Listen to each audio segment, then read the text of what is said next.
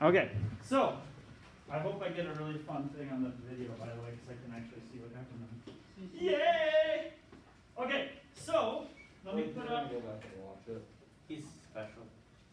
Me? I'm super special. Everyone's The just most pounding on special. it today. Brady said you're stupid. I was talking to Nick. Technically, that is true. I feel bad for you. Okay, so first off, we got to talk about banks. Now, so during the Depression, a lot of things were affected, and a lot of negative things were happening in the country. This picture summarizes kind of the bank crisis of the Depression. Now, you'll see the name of this bank, American Union Bank. This is in New York City. This picture is taken in April of 1933, by the way. Okay, 1933 was considered the worst year of the Great Depression. What you'll see here is something called the run on the bank, or run on the bank. Okay, people were afraid that this bank would fail and close its doors, and they would not get money that was in that bank. If they had a savings account in that bank, a checking account in that bank, their money could literally be gone if this bank collapsed and closed its doors and ceased to be a business anymore. Do you know that banks are a business?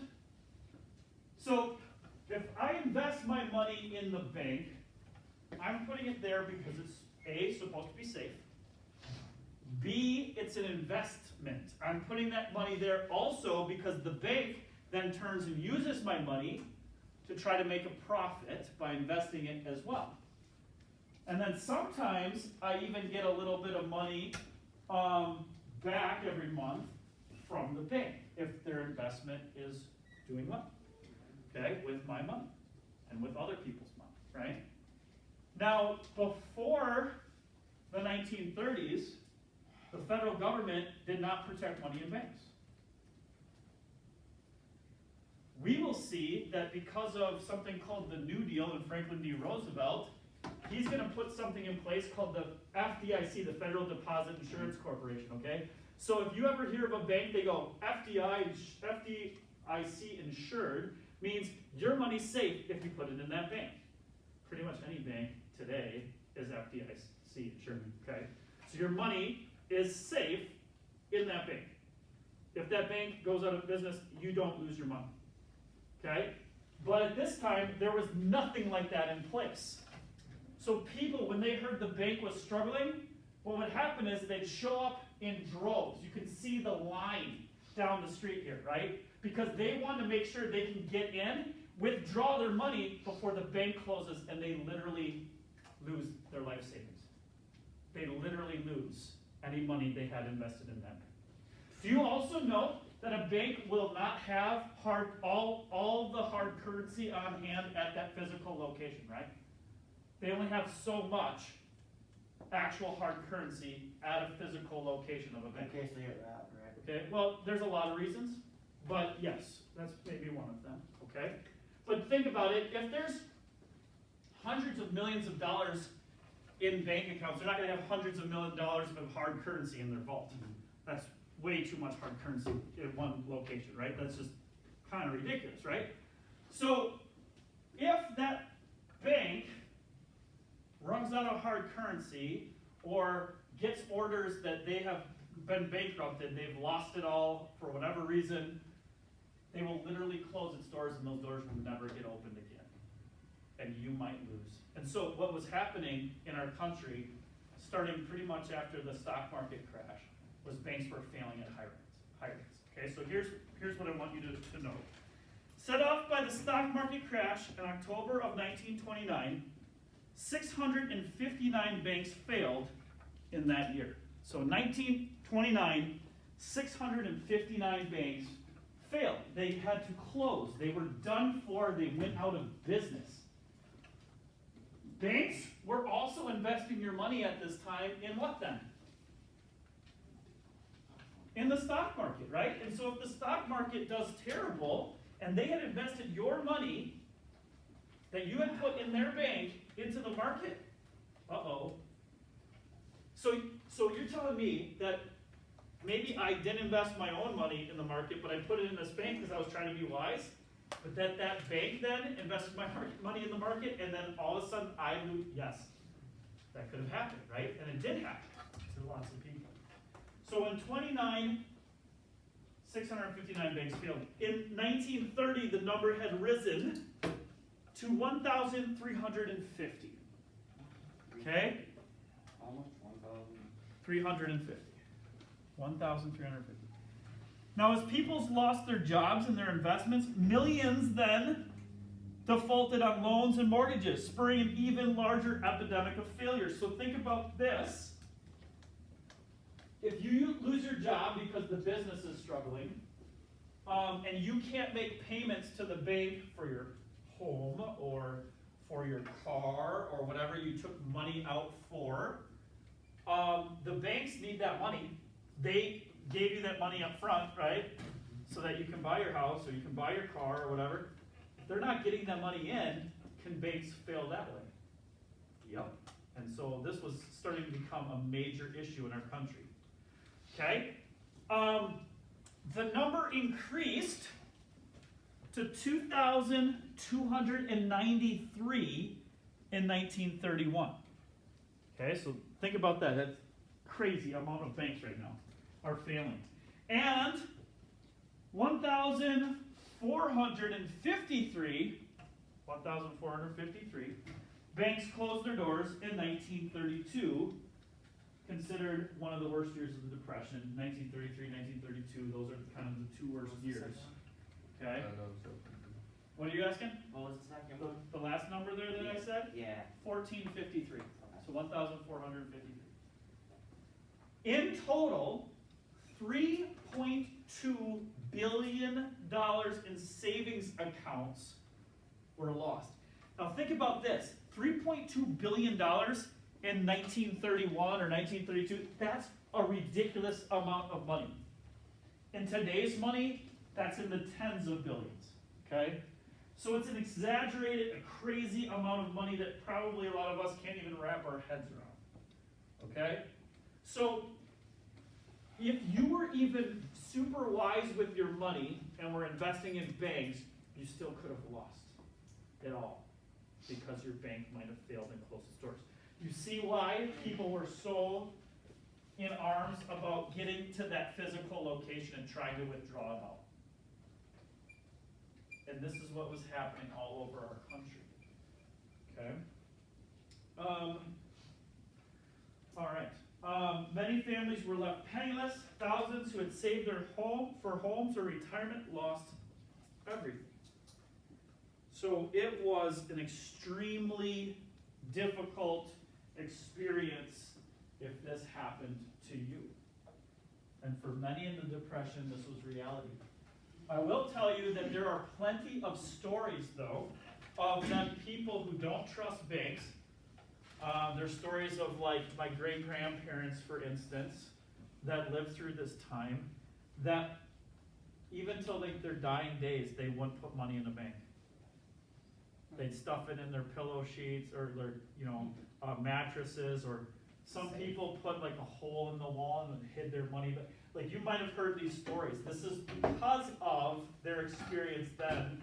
Either they knew somebody or it happened to them, or their parents experienced it, right? So you can understand why they might not trust banks, right? For us, it seems ridiculous. For them, it was reality. Dang, right? Man, okay? So that is the reality of the situation. Not to mention, so again, during the Depression, again, there's a lot of tough stuff going on here. Okay, there's a lot of tough stuff. One is overproduction of goods, another one, right? So in this slide, in this picture, we see a bunch of dairy farmers emptying milk from a truck during a blockade that was happening in Illinois, because here's why. We had a bunch of dairy farmers that were trying to prevent the oversupply of milk. Why? What happens when you have too much of something? What happens to the price? It drops. Can you make profit if the price of your product is too low?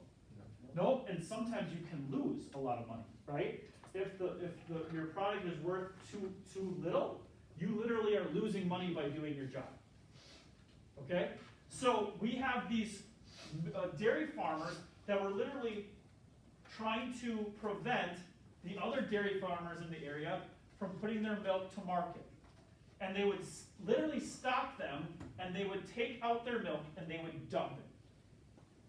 The idea being that if we have less milk, the price will go up and we'll make more money. We'll actually be able to succeed, because right now we're all failing. Okay? So farmers were having this problem, businesses were having this problem, that they were overproducing their product, and as a result, prices dropped and their businesses were failing. Okay? So let me start giving you some of this information then. The economy is producing more goods than can be purchased or consumed. So that's the first part here. Where it's the first blank here, the first opening here, is, it says, what does it say? The problem that has the American economy right now, right? The problem is the economy is producing more goods than can be purchased or consumed, right?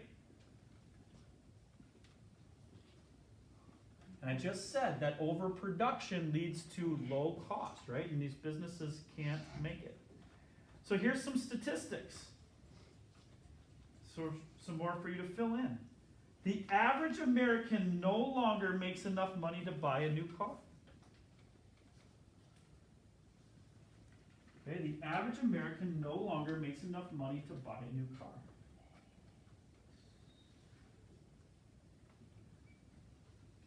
Here are a couple other statistics. 1 billion barrels of oil were produced in 1929. I don't think this is a blank for you, but in 1932, oil refineries will produce only 800,000 barrels.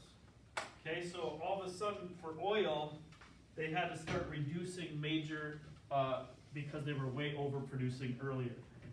So here's farm production. Farm production outpaced demand. Here's where you're going to fill in some things. Farm production outpaced demand to such a high degree that the price of wheat dropped from $1.37 to 61 cents a bushel in 1930. So I'll read that again. The price of wheat dropped from $1.37 to 61 cents a bushel. So think about that. There was such an overabundance of wheat that the price of it dropped so dramatically, right? And if you're a wheat farmer, how do you survive if it's not worth much, right? How do you make a profit then? Prices are so low that wheat farmers are now losing $1.50 on every acre they plant. Okay, so for every acre that they plant, that they put in the ground and harvest, it's actually losing them $1.50 every acre. That's pretty bad. Okay, and then here's the next one. Okay, some farmers were so tough off that they were destroying their goods to try to raise prices by reducing their supply. So this would be a case of this picture, right? These dairy farmers were trying to raise prices by literally destroying their products. There's stories of pig farmers slaughtering their whole herd. Okay? So this was a devastating time for farmers and business owners as well. The next one here is contracts for building new homes and apartments were down 80% since 1929. Okay, 80%. Yet several million Americans became homeless because they couldn't afford housing. Okay? So literally hardly any contracts for new homes and apartments to be built, and yet we have millions of Americans homeless because they couldn't even afford to pay for housing. Okay, so this is a major crisis that we're under here in our country, right? All right. And if you, I'll flip to the next one, right? So this is like the assembly line. We have the 20 million car that's about to come off of Ford's production line. but again, even the Ford Motor Company was overproducing cars, and people couldn't afford them, and they had way too many. Also, what happens, do you think, to a business that overproduces as not getting enough profit? What do they do with some of their workers then? Lay them off. They lay them off, okay? That we can't afford it, we can't pay for you, we're doing too much, we can't have you around, we've overextended our business, we no longer need your services. So that's rough, right? Because now if you're unemployed, can you afford buying products? And if you can't afford buying products, more businesses are gonna fail and lay off work. You see how the cycle is this downward vicious cycle, right? And our economy just tanked, right, as a result. Okay, let's go on to the next one here. Unemployment, okay? All right, many Americans are losing their life savings, right? In the bank failures during the Depression. All right, in addition, they lost their jobs. Okay, so not only are they losing their life savings, they're losing their money from the bank failures, but they're losing their jobs, and I just had mentioned that, right? By 1933, 25% of the labor force was unemployed. Millions were working only part-time, okay? So we have 25% unemployed, and and then millions more were only working part-time, right? So hopefully you were able to fill that in, okay? So in addition, they lost their jobs, that's the first blank, by 25% of labor force unemployed, millions more working part-time. So those are the first couple blanks there under unemployment. So here's the other part. You might have been a full-time worker doing decent, but because instead of getting laid off completely, you might have went from 40 hours a week to 20 hours a week. So you're grateful that you still have a job, but you don't have a lot of income coming in, and you're supposed to be supporting your family and having a roof over their head and getting food on the table. So yes, you're grateful you got a job, but now you're only working part-time, which can be a huge financial burden as well, right? Okay. All right. Unemployment affected people psychologically as well as financially. So that's the next one. So yes, you're losing a ton of money, but also the psychological burden. And I'll give you an example. Okay. There were husbands and fathers that felt so burdened and guilty over the fact that they couldn't provide for their family. They were worth more dead than alive. What I mean by that is they have life insurance policies. And so they thought to themselves, my family is better off if I'm dead. And you can fill in the blanks with the rest of it, I think. Like, by fill in the blanks, I mean, you can kind of piece together what some of these guys would do then, right? Literally thinking that would be the best thing for their family. Okay? Now, minorities, this is the next one here. Minorities were usually the first then to lose their jobs in the Depression. Okay? So if you were black, Hispanic, or female, many times you were the first to lose your job over the male white workers. Okay? So unfortunately, if you were a minority, you had it worse. It was worse for you because male white workers were taken care of over minority workers, okay? In Cleveland, for example, 1/2 of all black women workers were unemployed compared to 1/6 of white women workers. Many employers replaced black workers in low-paying positions, here's your next one, with newly unemployed white workers, okay? So, let's just say this. Let's say I worked at one of the factories in town making, toothpaste. And I get laid off because too many workers. And I apply for a job over at the tire factory. And what they do is they would lay off a black worker and hire me. Okay? So this was a major struggle as well. So if you were a minority during the Great Depression, Of course, a minority at this time was also, struggling with lots of things, but it got even worse with literally getting your job lost, only to see a white worker get that job. Okay? All right. Last one here, this one says, the Great Depression affected women and men differently. Here's some examples. I'm going to actually give you 3 examples. You only have to put down 2 of them if you want. But here's the examples. Okay? So again, this is dealing with women workers. Okay? Or women. Most people felt that married women should remain in the home. Okay? So at this time, culturally and socially, the woman's job was you get married, you have children, and you stay home caring for the children and caring for the home. So most people felt that married women shouldn't be out working, they should be home supporting the family in the home. Okay? That was culturally and socially how things were at this time. Second, literally some states passed laws that said married women could not get hired for any government jobs. So again, literally states passed laws at this time that said married women could not get government jobs. Again, the emphasis there is your role is to be home with your family and take care of your home. You know what many women would argue then? I have no home to take care of. I need to be out working to support my family. Okay?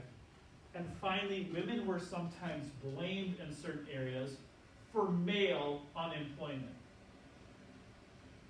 Okay? So women were sometimes blamed. Hey, these women are working this job. That must be why I can't get a job as a man. So in some areas, women were blamed for why men didn't have work. Okay, so those would be some of the things going on. All right? Okay. We can give you some unemployment statistics here. All right? That we'll write down. By the way, this is a picture of an employment agency. People would flock to these places to try to find work. Right? They usually had lists of employment opportunities for people. There was only so many available, right? Remember that 1 in every 4 workers was unemployed. That's the first one, I think, the first blank. 1 in every 4 workers were unemployed, okay, right here. So as corporate profits dropped, right, and fell, and businesses failed, companies laid off workers, unemployment was at an all-time high in 1932. 1 of every 4 workers was unemployed. So again, about 25%. 1 in every 4 eligible workers did not have work.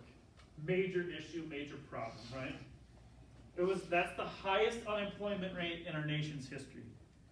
Okay? So things were not good. It's said that about 13 million people were out of work. Okay, and millions more had their hours basically cut in half. Okay, or severely cut. So things are not good at all. Every other week, another 100,000 workers across the country lost their jobs. Okay, so in the 30s, every week another 100,000 workers across the country lost their jobs. Again, showing you just how bad it was with our economy. Okay, so really, really rough stuff. Okay, here's an example too. A Manhattan, which is in New York City, employment agency like the one you see on the screen, advertised for 300 jobs. 5,000 people applied per job. Per job. So that was how many people, right, were out of work looking for work. Right? So it was insane. It was very cutthroat. To get a job was humongous at this time. And you'd be happy for basically anything that you could get. Okay? Here's one more example. An Arkansas man walked 900 miles looking for work before he finally found something. Okay, and actually, here's a good example. They were called hobos or tramps, were the name of people that literally what they would do is travel from town to town looking for work. If they found work in a town, they'd stay there until that job dried up. Then what they do? They'd walk to the next town looking for work, and they'd keep going until they found something. Okay? All right? So we have this thing plaguing our country, this lack of work, this inability to make money to support yourself or your family. In fact, sadly, a lot of husbands and fathers walked out on their families at this time.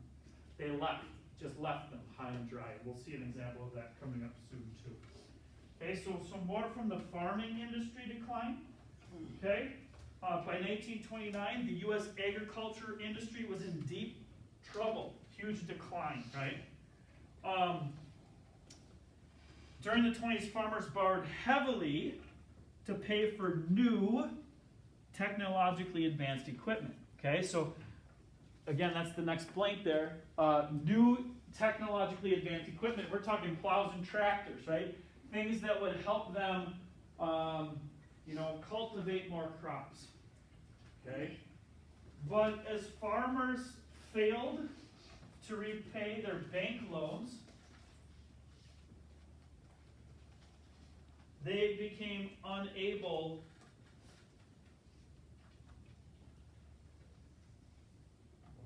Oh wait, I'm screwing up. Hold on. Yeah. Hold on, people. But as farmers failed to sell their surplus crops, okay, so sorry, my bad. Everybody's pissed at me now. They were unable to sell their surplus crops, right? So they had all this extra that they couldn't sell. They became unable then to repay their bank loans, including mortgages, right?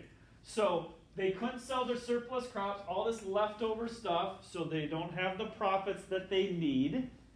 They weren't able to pay off their bank loans, right? They just had gotten all this loans out for this new technology to farm more. Some of them bought more acreage, right? Now they can't pay for it. They're screwed. Yep. What happens if I take out a mortgage on my home and I can't make the payments on it? They take it. You get foreclosed on, right? What happens if I take out a loan for a new car and I can't pay for it? They'll take They it. repossess it, right? They take it, right? So this was happening to farmers at this time. In fact, it says, as a result, many farmers then defaulted on their loans, and some lost their farms because of bank foreclosures. So that's the last one then. Right? So as a result, many farmers defaulted on their loans. They couldn't pay their loans. And some then even lost their farms because of bank foreclosures. The banks took their farms as that payment. Okay? Yeah. I actually have an interesting fact about that. When the banks would try to auction off those farms, the people in the town would show up and make the families buy it back for a very low price. That happens sometimes, for sure. Yep, you're right. Absolutely. Farmer situations only grew worse as the Depression deepened. Between 1929 and 1933, farmers' incomes dropped by 50%. Okay, so that's the last one. Farmers' income dropped by 50%. Literally cut in half, which is pretty crazy. Okay, we're going to kind of move a little quicker now. During the Depression, this is the next one. During the Depression, clouds of hungry grasshoppers, bank failures, and dust storms further tormented them. So again, grasshoppers, bank failures, dust storms tormented them.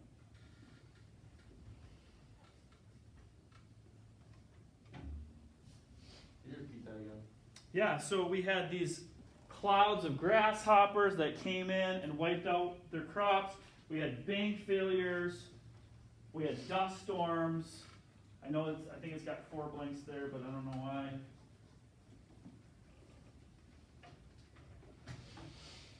Those are the things that tormented our farmers.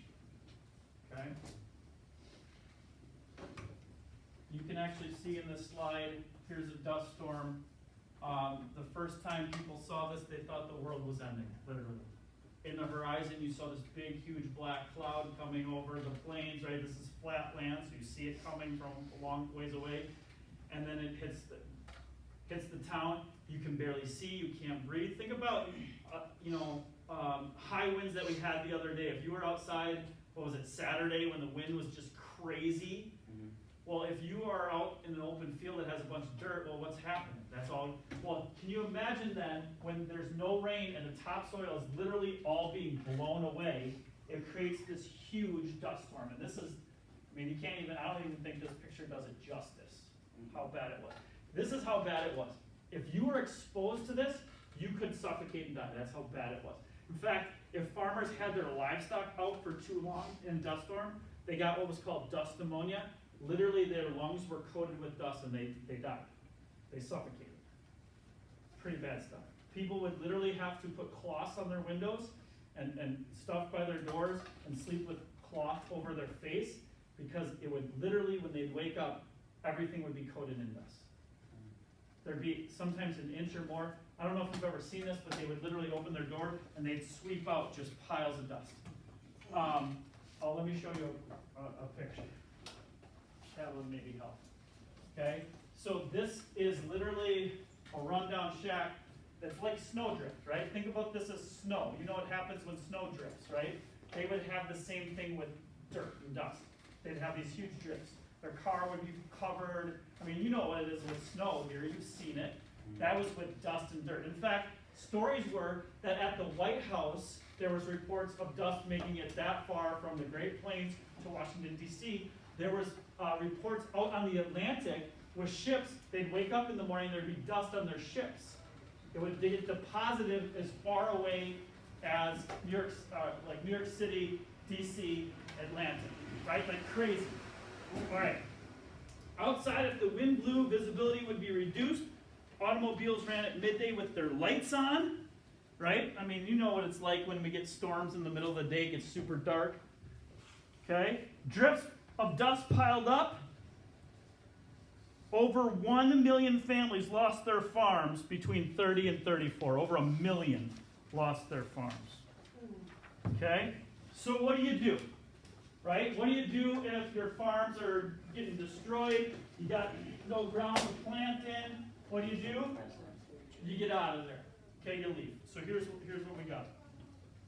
Many of these families migrated to California to work as migrant workers. Okay? So many went to California to work as migrant workers. Okay, here's the deal. A migrant worker travels from place to place looking to pick crops, plant crops, whatever they can to make money. This abandoned region of the Great Plains became known as the Dust Bowl. You heard that, and especially if you wrote the DBQ on that. So that area was known as the Dust Bowl. People referred to the migrating farmers as Okies because many of them were from Oklahoma. Okay, so Okies was the nickname given to all these people that left the region and went to California. How did these families live? They lived out of whatever they could find. Some of them lived out of old abandoned cars. Some of them lived with strips of tent canvas that they found that they made little shacks out of or lean-tos out of. Okay? In fact, this is one of the most famous pictures of the Depression. Dorothea Lange was basically told by the government, here, we're going to pay you, we want you to go all over the country and take pictures of what's happening to the people. So this picture is famous, called Migrant Mothers.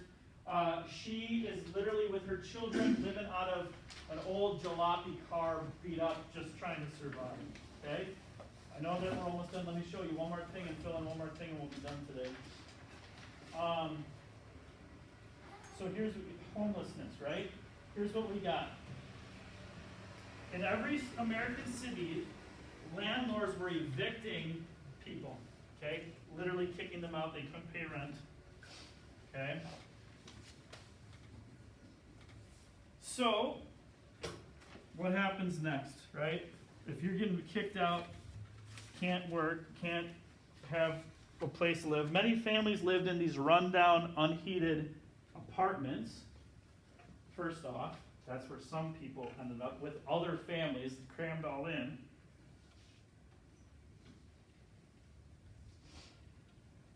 Others slept in doorways or parked benches, right? Just wherever they could find doorways, parked benches.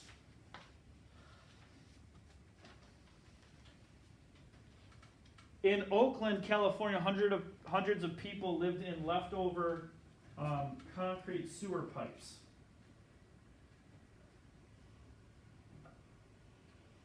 And then this last term is one that you're going to want to know.